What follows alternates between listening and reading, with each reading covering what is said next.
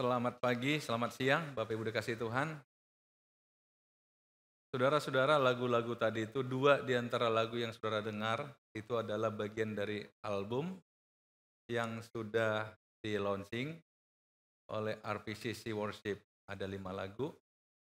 Lagu pertama tadi, Praise, itu ditulis rame-rame oleh tim Praise and Worship. Dan yang terakhir tadi, itu Tuhan kasih lagu itu sama saya sudah 15 tahun yang lalu sebenarnya. Ya, Bapak yang baik, ketika saya di atas sebuah pesawat menuju ke Israel, sementara orang semua tidur, saya nulis lagu itu hanya di satu kertas kecil begitu, dan jadi satu lagu. Jadi saudara, saudara bisa cari lagu ini masih di Spotify ya. Ya, di YouTube juga ada ya. Di YouTube cari aja RPCC Worship, baru 5 lagu di sana. Ya, jadi terima kasih buat Diko yang mengaransemen semua lagu-lagu ini dan juga musiknya. Jadi benar-benar karya sendiri ini pakai studio juga sendiri. Jadi tidak keluar-keluar. Kalau saudara juga pengen ngartis boleh. Ya, siapa tahu saudara pengen sekali rekaman boleh saudara. Kiranya lagu ini jadi berkat bagi kita ya. Gimana tadi lagunya memberkati ya? Luar biasa. Saudara-saudara yang kasih Tuhan, minggu lalu saya sampaikan pada kita bahwa sesungguhnya hidup ini harus melihat efek double efek ya, efek ganda. Bukan hanya hidup masa sekarang yang kita peduli, tapi hidup setelah kehidupan ini. Itulah disebut dengan kehidupan yang kekal. Minggu lalu saya katakan pada kita bahwa kita sangat memungkinkan untuk memilih hidup 2 kali tapi mati 1 kali. Karena kita punya Tuhan Yesus. Tetapi bagi kita yang mengabaikan Tuhan Yesus, ya tanpa memilih pun ya terjadi hidup sekali matinya 2 kali. Nah kalau saudara pengen tahu jelasnya khotbah itu, putar aja di YouTube. 2 minggu lalu yang di tanggal 10 Oktober ya. Sekarang enak saudara, jadi saudara telat juga dengar khotbah atau pengen ingat lagi tinggal cari di YouTube RPCC. Semua dapat. Saudara-saudara, hari ini saya masih akan ada kaitan dengan khotbah minggu lalu tentang berkat sorgawi. Berkat sorgawi, berkat dari sorga. Berkat apa sih yang sebenarnya Tuhan siapkan, Tuhan sediakan bagi kita. Ya, berkat sorgawi. Saudara-saudara, kita coba belajar dari Efesus pasal yang pertama. Kita akan belajar dari Efesus pasal 1 tentang apa yang saya maksud dengan berkat sorgawi. Saya mulai dari ayat 1. Di sini Rasul Paulus mengatakan, Efesus pasal 1 ayat 1, dari Paulus, Rasul Kristus Yesus, oleh kehendak Allah kepada orang-orang kudus di Efesus. Orang-orang percaya dalam Kristus Yesus. Kasih karunia dan damai sejahtera dari Allah Bapa kita dan dari Tuhan Yesus Kristus menyertai kamu. Saudara-saudara, lihat di sini ada kalimat yang sengaja saya buat garis miring dan ditebalin. Poin saya ingin mengatakan pada saudara, bahwa Rasul Paulus dia tidak ragu mengatakan bahwa jemaat di Efesus itu adalah orang kudus. Kenapa dia berani mengatakan orang kudus? Karena mereka adalah orang percaya dalam Kristus Yesus. Saudara-saudara, ketika kita percaya dalam Kristus Yesus, percaya pada Kristus Yesus, kita dijadikan orang kudus. Kita otomatis menjadi orang kudus. Tapi tolong dipahami kata percaya di sini tidak sama dengan tahu, tidak sama dengan sekedar pengetahuan. Orang Kristen kalau ditanya rata-rata mengatakan saya tahu Yesus itu Tuhan, saya percaya. Tapi percaya dia hanya sekedar mengerti. Tahu secara logika Yesus itu Tuhan. Kata percaya di sini lebih jauh dari situ. Kata percaya di sini melibatkan hati, melibatkan emosi, melibatkan pikiran, sehingga berani mempercayakan diri kepada Yesus. Bisa ditangkap saudara? Jadi orang-orang yang memberikan hidupnya kepada Yesus, maka mereka layak disebut orang kudus. Saudara mungkin berkata, loh kayaknya apa istilah ini tidak terlalu berlebihan. Enggak, saudara. Nanti kita akan bahas. Nah, saudara-saudara, dalam ayat yang kedua, kasih karunia dan damai sejahtera dari Allah Bapa kita dan dari Tuhan Yesus menyertai kamu. Nah, ini diberikan oleh Paulus kepada orang-orang kudus, kepada orang-orang percaya dalam Kristus Yesus. Itu apa? Kasih karunia dan damai sejahtera dari Allah Bapa kita dan dari Tuhan Yesus menyertai kamu. Saudara, ini adalah berkat dari sorga. Karena Allah Bapa kan di sorga. Yesus kan di sorga. Tetapi kita yang ada di bumi, apa yang diberikan bagi kita semasa di bumi? Ada kasih karunia, ada damai sejahtera. Saudara tahu artinya kasih karunia? Kasih karunia adalah sesuatu yang kita terima, bukan karena kita berbuat sesuatu. Saya ulangi. Kita menerima sesuatu dari Tuhan, bukan karena kita berbuat sesuatu. Bahkan sebenarnya kita nggak layak pun menerimanya, tapi kita menerimanya. Itu artinya kasih karunia atau anugerah atau rahmat. Itu istilah Alkitab, saudara. Bukan karena kita berbuat sesuatu. Nah, ini terjadi bagi siapa? Bagi orang kudus. Bagi orang yang percaya pada Yesus. Nanti kita akan lihat kita jadikan anak Allah. Yang lalu juga saya sudah jelaskan pada kita jadikan anak menjadi orang yang istimewa. Hampir sama, saudara. Kita sebagai orang tua pada anak kita. Anak kita buat apa sih pada kita? Tapi kita bersedia memberikan apapun yang ada pada kita bagi anak kita. Betul nggak? Apa anak kita buat sama kita? Berharap juga kita kok suatu ketika dibalasnya, enggak kan? Makanya saya pernah katakan pada kita, saudara, kelebihan anak itu apa? Walaupun dia tahu orang tuanya masih ada, dan dia tinggal sama orang tuanya, dia boleh katakan, ini rumahku. Itu kelebihan anak, rumah orang tuanya dia klaim, ini rumahku. Tapi coba orang tua tinggal rumah anaknya, berani nggak bilang, ini rumahku? Yang pertama protes menantunya pasti. Langsung dilihat sertifikat, nama siapa sih yang dilihat sertifikat kan gitu kan. Tapi maksud saya nih, hak istimewa sebagai anak itu luar biasa. Kasih karunia, damai sejahtera. Kita memiliki damai sejahtera sekalipun kita di tengah-tengah berbagai pergumulan, di tengah-tengah berbagai masalah, tapi kita punya damai sejahtera. Karena itu saudara, hidup ini nggak bisa kita katakan saya nggak mau ada masalah. Sebab selama kita masih menggunakan pikiran kita, selama kita masih menggunakan perasaan kita, atau selama pikiran kita masih aktif, selama perasaan kita masih aktif, kita pasti terus punya masalah. Kecuali kita nggak mau lagi gunakan pikiran. Kadang-kadang orang katakan enak ya itu yang pinggir jalan, itu lihat ketawa-ketawa sendiri dia. Covid aja dia nggak kena. Saudara siapa bilang nggak kena? Cuma nggak ngetes aja dia. Dia ketawa. Karena apa?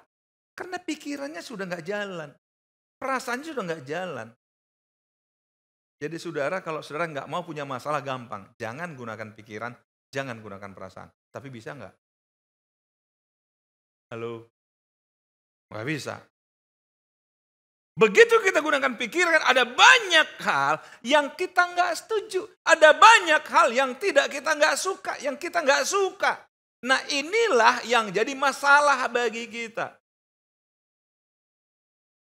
Kadang kita katakan, kau senyum aja aku sakit hati. Nah coba apa hubungannya? Orang senyum kita sakit hati. Kenapa saudara? Sebenarnya masalahnya di mana? Di dia atau di kita? Di kitanya. Loh, dia bilang, lo ada apa?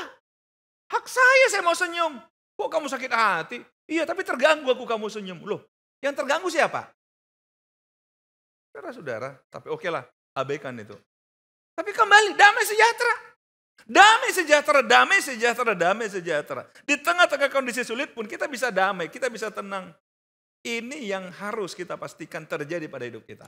Ini saudara, nggak sembarangan orang dapat. Nggak sembarang orang memiliki. Ini berkat dari sorga. Ini berkat dari Bapa. yang di sorga. Ini berkat dari Tuhan Yesus yang ada di sorga. Yang diberikan bagi kita walaupun kita masih di bumi.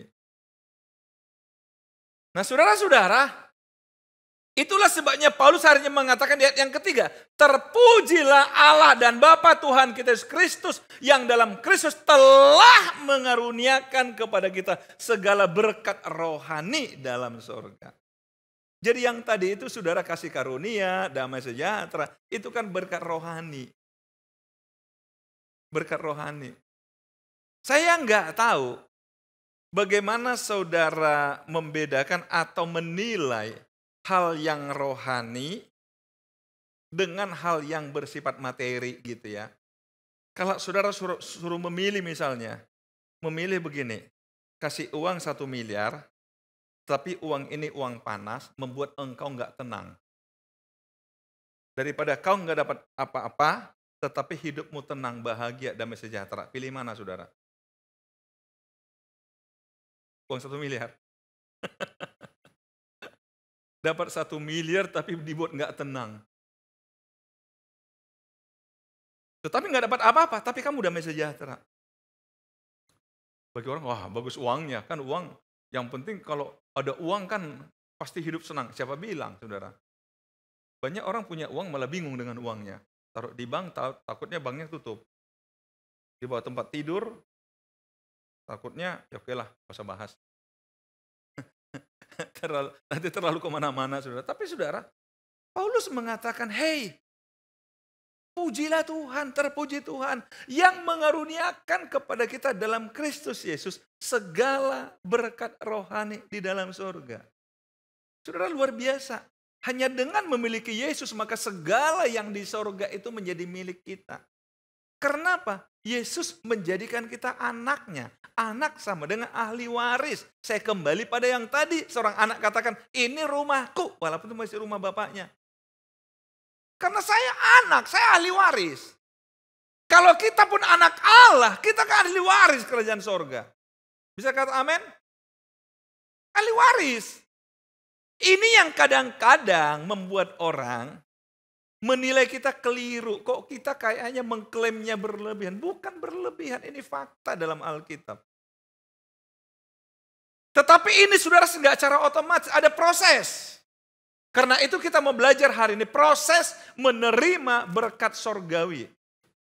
Kita mau belajar bagaimana prosesnya menerima berkat sorgawi. Yang pertama, dalam ayat yang keempat, sebab di dalam Dia Allah telah memilih kita sebelum dunia dijadikan, supaya kita kudus dan tak bercacat di hadapannya. Ayat 5, dalam kasih Ia telah menentukan kita dari semula oleh Kristus, oleh Yesus Kristus menjadi anak-anaknya sesuai dengan kerelaan kehendaknya.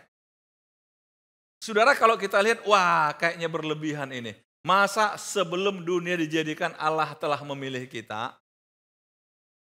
Bagaimana mungkin? Dunia belum dijadikan, Allah sudah memilih kita. Saudara-saudara, kalimat ini kalau kita belajar Alkitab, ini menunjukkan kemahatauan Allah. Sebelum dunia dijadikan, Tuhan sudah tahu apa yang akan terjadi di masa depan. Karena Tuhan itu maha tahu. Dia mengetahui apa yang belum terjadi dan apa yang akan terjadi. Ini bedanya dengan kita. Kita hanya tahu apa yang sedang terjadi dan apa yang telah terjadi. Betul? Tapi Allah kita, Dia mengetahui apa yang akan terjadi. Dan Dia tahu pada 17 Oktober 2021, saudara ada di sini hari ini. Engkau juga yang ada di rumah. Tuhan tahu bahwa tanggal hari ini jam sekian, engkau dengar khotbah sambil minum kopi. Halo yang ada di rumah. Saudara-saudara yang kasih Tuhan, ini kemahatauan Allah. Makanya dikatakan yang pertama adalah kita sudah dipilih, kita sudah ditentukan dari semula. Tapi dipilih, ditentukan itu baru proses awal. Dipilih, ditentukan. Setelah dipilih ditentukan bukan berarti selesai. Enggak, saudara. Lihat di sini, ini saya katakan tadi untuk menjadi anak-anaknya. Dipilih, ditentukan menjadi anaknya. Dari sekian banyak orang, saudara berbahagia. Karena saudara dipilih dan ditentukan menjadi anak Allah. Yang tidak semua orang secara otomatis. Karena itulah saudara, merupakan hak istimewa. Kalau hari ini saudara menjadi anak Allah. Merupakan hak istimewa kalau hari ini saudara bisa beribadah kepada Tuhan. Karena itu melalui proses pemilihan dan penetapan. Ditentukan oleh Allah. Ini yang pertama saudara harus pahami. Dan yang kedua, setelah dipilih, ditentukan, maka berlaku yang kedua. Sebab di dalam Dia, dalam Yesus Kristus. Dan oleh darahnya kita beroleh penebusan, yaitu pengampunan dosa. Menurut kekayaan kasih karunia-Nya yang dilimpahkannya kepada kita dalam segala hikmat dan pengertian. Saya ingin bahas. Oleh darahnya kita beroleh penebusan, yaitu pengampunan dosa. Saudara, sejarah Alkitab mencatat tidak akan ada pengampunan, tidak akan ada penebusan tanpa darah. Tanpa darah. Zaman dulu, orang-orang Israel dalam ibadah perjanjian lama selalu diminta datang pada Tuhan, bawa korban yang hidup. Dan kemudian korban yang hidup disembelih sehingga darahnya mengalir. Itulah baru terjadi pengampunan. Nyawa ganti nyawa. Nyawa ganti nyawa. Orang berdosa tidak akan dapat pengampunan kecuali digantikan dengan yang bernyawa. Itu dilakukan orang Israel pada masa lalu, saudara. Mereka bawa domba, bawa korban, bawa macam-macam ke bait Allah. Kemudian mereka mengaku saya sudah berdosa. Kemudian imam mendoakan dia. Dan kemudian menyembelih korban yang dibawa. Menggantikan dia yang harus mati. Maka korban yang dikorbankan. Sehingga orang ini tidak lagi hukum mati. Tetapi saudara tahu. Kita sekarang nggak melakukan itu lagi. Karena apa? Karena darahnya. Pengampunan dosa lewat Yesus Kristus. Udah dikerjakan di kayu salib. Saudara, kenapa sih Alkitab memakai istilah penebusan? Mengapa Alkitab suka menggunakan istilah menyelamatkan? Menebus, menyelamatkan. Kalau menebus seolah kita tergadai. Iya, kita tergadai pada dosa, saudara. Jangan ditebus hanya dengan darah Yesus. Saudara, saya mau bicara tentang dosa. Menurut saudara, apa itu dosa? Secara umum orang mengatakan dosa adalah sebuah pelanggaran. Karena saya berbuat salah, saya berdosa. Iya, itu pemahaman umum seperti itu. Karena saya melanggar, saya berdosa. Ada juga orang mengatakan dosa itu miss target. Artinya apa? Saya tidak mencapai sasaran saya. Melenceng sasaran sehingga namanya dosa. Tapi kalau kita mau belajar di Alkitab, dosa itu bukanlah perbuatan. Kalau tadi misalnya, karena saya berbuat salah, saya berdosa. Berarti dosa adalah sebuah akibat, betul? Akibat saya berbuat salah, maka saya berdosa. Tapi Alkitab, dosa itu bukan sebuah akibat, tapi dosa adalah sebuah sebab. Sebab saya berdosa, maka saya berbuat salah. Saya ulangi. Alkitab mencatat, karena saya berdosalah, maka saya berbuat salah. Masih ingat khotbah minggu lalu, kita mati dalam persekutuan dengan Adam. Karena Adam itu berdosa. Maka otomatis semua orang keturunan Adam lahir dalam dosa. Dosa dalam Alkitab tidak bicara masalah perbuatan. Karena dosa tidak bicara masalah perbuatan. Karena itulah Alkitab mengatakan perbuatan yang salah nggak bisa diperbaiki dengan perbuatan yang baik. Karena konsep dosa bukan perbuatan, tapi penyebab dari perbuatan itu. Sambil satu contoh, saudara, sebelum saya masuk ke sini. Katakanlah, kalau ada satu gelas ini kotor. Saudara bertamu ke rumah seseorang. Gelas ini saudara lihat kotor, tiba-tiba si tuan rumah tuangin air mineral ke situ. Air mineralnya sih baru dibuka botol, cek, bagus. Kemudian suguhin pada saudara, mau minum nggak? Halo? Saya ulangi supaya saudara nggak salah nangkap. Ada gelas ini kotor.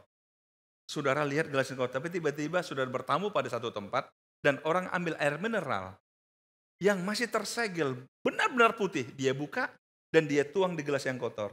Kemudian gelas saudorin pada saudara, mau nggak minum? Kenapa nggak mau? Kan airnya kan bersih nih. Masalahnya di mana? Gelasnya, begitu menyentuh gelas, begitu masuk ke gelas menjadi, itulah hidup kita. Hidup yang berdosa, apapun yang keluar dari kita itu kotor. Nggak berkenan kepada Allah. Setiap perbuatan kita itu kotor. Satu contoh misalnya, kita ingin bantu orang, tapi motif kita supaya dipuji orang. Itu kan kotor itu. Murni nggak bantu itu? Enggak. Itu buktinya kita ini kotor. Nah karena itu Alkitab mengatakan, engkau harus disucikan dulu. Engkau harus ditebus dulu. Supaya hidupmu bersih. Setelah bersih, sama seperti gelas. Setelah dicuci bersih, dituang air yang murni, maka keluar juga air yang murni. Itulah hidup kita. Jadi kalau dikatakan ditebus dari dosa oleh darah Yesuslah yang menyucikan hidup kita. Bisa dipahami saudara? Penyucian, penebusan oleh darah Yesus. Sama seperti korban tadi itu. Nggak ada cara lain saudara, kecuali ditebus oleh darah Yesus. Jadi saudara-saudara tidak sulit untuk menjadi orang kudus, kembali tadi. Untuk menerima berkat rohani dari sorga. Yang penting kita dikuduskan dulu. Dengan pengudusan itulah, dengan penebusan itulah kita menerima pengampunan dosa. Pengampunan dosa. Saudara-saudara, dalam Alkitab dicatat, dosa itu selalu berhubungan dengan Tuhan. Kalau dengan sesama namanya kesalahan. Tapi dosa selalu hubungannya dengan Tuhan. Artinya, kalau hubungan dengan Tuhan, ya selesaikan dengan Tuhan. Tapi seringkali kita masalah dengan Tuhan, selesaikan dengan sesama. Saya coba ambil lagi ilustrasi saudara, atau satu contoh. Misalkan, saya katakanlah, saya sebut nama yang saya tahu di sini. Tiba-tiba saya telepon Pak David, Pak, saya butuh uang loh 1 juta Pak, pinjam loh nih Pak. Saya janji Pak, seminggu saya kembalikan. Oh iya Pak, ya Pak. Akhirnya Pak David katakan, Pak mau transfer atau cash? Cash aja Pak, sebab saya suka uang cash. Misalnya. Kemudian Pak David suruh sopir antar saya uang 1 juta. Nah, seminggu kemudian uangnya sudah ada sama saya. Maksudnya setelah saya gunakan, uangnya ada. Kemudian saya ketemu sama Henny. Saya lihat Henny agak cemberut mukanya. Wah orang ini kayaknya gak punya duit kan gitu kan. Misal loh ini. Henny worship leader tadi loh. Saya bilang, Hen, ini ada berkat 1 juta. Oh iya makasih Om ya. Makasih Om. Saya senang. Kenapa? Dia berterima kasih sama saya. Oke. Setelah jatuh tempo seminggu, Pak David telepon saya, Pak, kayaknya kalau nggak salah dengar minggu lalu Bapak bilang seminggu loh Pak. Gimana Pak ceritanya? Wah saya udah kasih sama Henny. Loh kira-kira Bapak bilang apa sama saya Pak David? Pak, Bapak kan pinjam uang sama saya. Harusnya bayar ke saya dong. Kok Bapak kasih sama orang? Ya tapi saya lihat dia lagi kekurangan loh, saya kasih dia. Ya anggap aja lah sama lah. Oh nggak bisa lah. Gimana? Saudara setuju saya pinjam uang saudara, saya kasih orang, setuju nggak? Kalau setuju saya pinjam sungguhan loh. Gimana? Boleh nggak gitu? Artinya begini, yang saya mau jelasin begini. Kita berdosa sama Tuhan. Tapi kita merasa dosa kita selesai dengan bantu orang susah. Paham maksud saya? Dengan bantu pantai asuhan. Dengan bantu bangun rumah ibadah. dengan bantu ini. Kita anggap udah dosa saya selesai. Kenapa sudah bantu? Nggak nyambung. Dosa tetap dosa. Kalau mau selesai dosa, ketemu Tuhan, mohon pengampunan. Amal ini boleh, bagus. Bantu orang boleh, bagus. Tapi nggak ada hubungan dengan pengampunan dosa. Pengampunan dosa hanya terjadi ketika kita datang sama Tuhan dan mohon ampun. Di sanalah terjadi penebusan oleh darahnya. Bisa dipahami saudara? Jangan dikacaukan saudara. Berbuat baik bagus. Tapi jangan sampai kita merasa itu menghapus dosa. Enggak ada hubungan. Datang pada Yesus. Oleh darahnya beroleh penebusan, yaitu pengampunan dosa. Pengampunan dosa hanya lewat penebusan oleh darah Yesus. Seharusnya sangat simpel saudara. Saya kembali pada dosa tadi itu. Kalau saudara merasa bermasalah dengan dosa, ya tinggal datang pada Tuhan. Tuhan, saya orang berdosa. Bukan sekedar saya berbuat dosa, enggak. Saya orang berdosa. Sayanya orang berdosa. Ini orang berdosa. Bukan saya sudah berbuat dosa. Ini orang berdosa.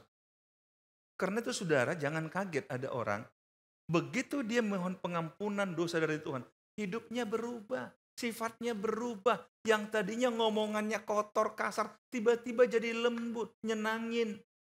Yang tadinya hobinya didugem macam-macam yang aneh-aneh, tiba-tiba hidupnya berubah. Karena apa? Terjadi penyelesaian dosa. Terjadi penebusan, terjadi pengudusan, terjadi pengampunan dosa. Jadi kalau saya ditanya orang gimana mengubah hidup orang, bawa kepada Tuhan Yesus. Biar Tuhan ampuni dia. Biar Tuhan tebus dia. Pasti hidupnya berubah. Amin saudara. Ada banyak kesaksian. Hanya dengan percaya pada Tuhan. Berdoa pada Tuhan. Didoakan. Hidupnya berubah. Karakternya berubah. Kelakuannya berubah. Karena apa? Kembali pada yang tadi. Begitu saudara diampuni dosanya, damai sejahtera ada di hati. Damai sejahtera ada dalam hati. Kasih karunia Allah dan damai sejahtera memenuhi hati. Mengapa terjadi itu? Itu karena yang ketiga ini, di dalam dia kamu juga karena kamu telah mendengar firman kebenaran, yaitu Injil keselamatanmu. Di dalam dia kamu juga ketika kamu percaya, yang tadi itu percaya, ditebus, kemudian pengampunan dosa, dimeteraikan dengan Roh Kudus. Yang dijanjikannya itu, perhatikan ayat 14. Dan Roh Kudus itu adalah jaminan bagian kita sampai kita memperoleh seluruhnya, yaitu penebusan yang menjadikan kita milik Allah untuk memuji kemuliaannya. Ini bicara nanti di sorga. Sepenuhnya. Tapi semasa kita di bumi diberikan Roh Kudus sebagai jaminan. Roh Kudus inilah yang disebut sebagai penolong, penghibur yang mengerjakan damai sejahtera dalam hidup kita. Yang menemani kita kemanapun kita pergi. Yohanes mengatakan dia akan tinggal di dalam kamu. Roh Kudus yang memungkinkan kita damai sejahtera. Saudara-saudara, kadang-kadang orang berkata, oh saya punya Roh Kudus, tapi bertobat aja belum. Gimana mau datang Roh Kudus, saudara? Buka hati. Biar Roh Kudus memenuhi saudara. Pasti saudara memiliki damai sejahtera. Saya ketemu seseorang, gak usah nyebut tempat lah, gak usah nyebut tempat ya. Seorang ibu, dia katakan, Pak, dia cerita sama saya panjang lebar, Pak, saya merasa dekat sekali dengan Tuhan. Kalau saya doa, aduh rasanya memang seperti ngobrol sama Tuhan. Dekat sekali saya dengan Tuhan, dekat sekali. Cukup lama saya bersama dia, tapi ujung-ujungnya mengeluh. Ujung-ujungnya, tapi Pak, saya punya banyak pergumulan loh Pak. Saya sebenarnya nggak damai di hidup inilah. Saya jadi bingung, Bu, yang benar yang mana? Ibu bilang dekat sekali dengan Tuhan. Sama Tuhan kayak ngobrol biasa. Saya bilang, setahu saya kalau orang sudah hubungan begitu, pasti hidupnya tenang, damai dong Bu. Oh ibu pergumulannya banyak sekali begini, ibu bilang sampai tidur terganggu, lo gimana ceritanya Bu? Saya bilang, saya nggak nangkap ini, yang mana yang benar ini? Kalau orang mengatakan saya dekat dengan Tuhan, saya penuh Roh Kudus, ya kita nggak punya alat ukur. Karena kita bukan Tuhan, betul nggak? Tetapi kalau dia katakan saya penuh Roh Kudus, saya punya Roh Kudus, tapi hidupnya kacau. Ini perlu kecurigaan ini. Perlu investigasi khusus. Kok bisa? Dalam pengertian saya dan Alkitab yang saya pahami, orang yang memiliki Roh Kudus itu kan jaminan. Jaminan bagian kita sampai kita memperoleh seluruhnya. Saudara-saudara, yaitu apa penebusan menjadi kita milik Allah. Kan kalau terima seluruhnya di sorga kan senang. Masa dapat jaminan gak senang? Artinya semasa kita di bumi ini pun, kita menikmati berkat dari sorga. Yaitu damai sejahtera, sukacita. Semasa kita di bumi. Bukan gak ada masalah. Tapi kita tetap damai sejahtera, sukacita. Amin saudara. Itulah berkat rohani yang dari sorga. Yang bisa kita miliki. Walaupun masih di bumi. Sampai nanti kita terima sepenuhnya. Ketika bersama dengan Bapa di sorga. Amin saudara. Tuhan Yesus memberkati kita.